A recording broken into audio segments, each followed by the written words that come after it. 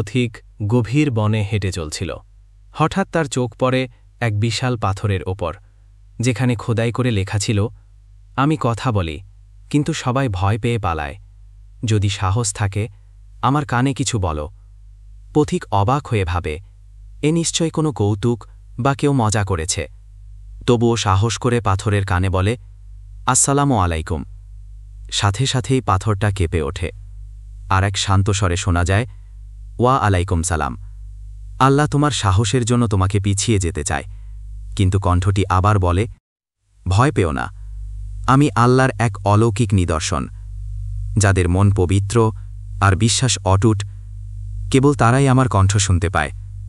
পথিক অবাক হয়ে প্রশ্ন করে, তাহলে আমি কেন শুনলাম? পাথর জানায়, কারণ তুমি সত্য আর আল্লাহর প্রতি বিশ্বাস রেখে কথা বলেছ। এখন তুমি যা চাও, আমি তোমাকে পথ দেখাব।